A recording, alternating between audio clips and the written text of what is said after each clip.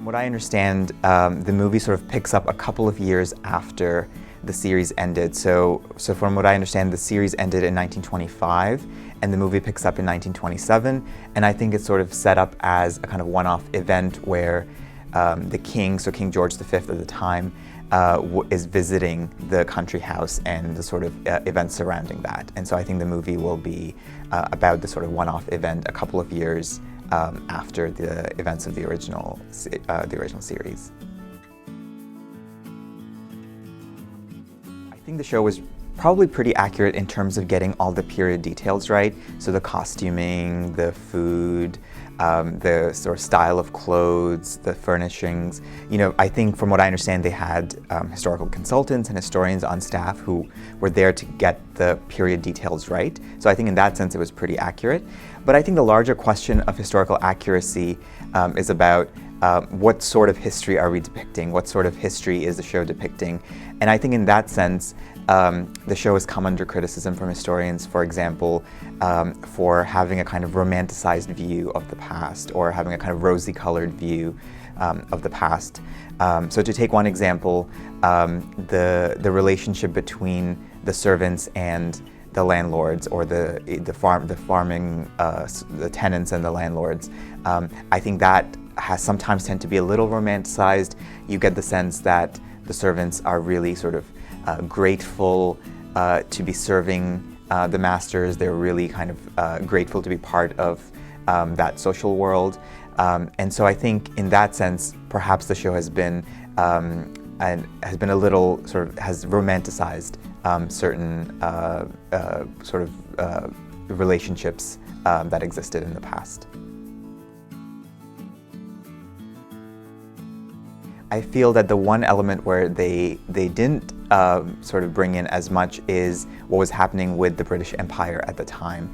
And this was this kind of huge part of British life.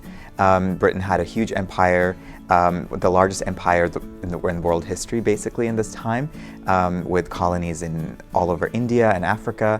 And in particular, this was a time when the British Empire in India was kind of going through a really great transformation. There was a rise of mass nationalism, mass resistance movements, anti-colonial movements. People like Gandhi are sort of becoming more prominent at this time. They're leading mass nationalist movements. And I think the show doesn't always give us a very closely connected account of what is happening domestically in Britain with what's happening in the British Empire. I think there's a few things, if I had to guess. I think one thing is there's always been a kind of fascination in American culture, but I think in other places as well, with the kind of English country house, right? The English country house, I think, strikes us as a kind of this really sort of fascinating place where you can see a lot of class dynamics play out. You have the whole sort of upstairs, downstairs element. The servants are downstairs, the aristocracy is upstairs. And so it brings in a lot of those sort of intriguing, fascinating moments. I think that's part of it. I think the actors have done a really good job, you know, I think in sort of in depicting that world. And I think we tend to be fascinated with that sort of old world in a way. And I think people feel that it's a world that feels very distant from our own, so we can sort of vicariously enjoy that world and sort of maybe think about what was different then and how it makes us feel about our present time. So I think the kind of historical element is there.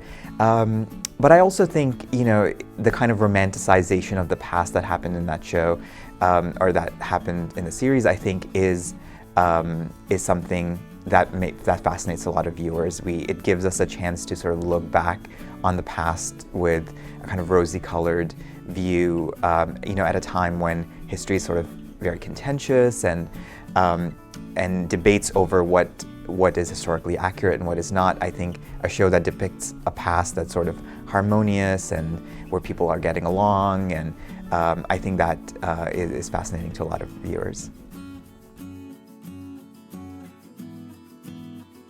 I hope that the movie will invite questions about the role of history in our public public debates, how do we use history, and to sort of think more critically about how certain eras or relationships or historical structures are portrayed through movies. So I think the movie will be popular, and I hope it will be a chance for people to start thinking and continue thinking more critically about history.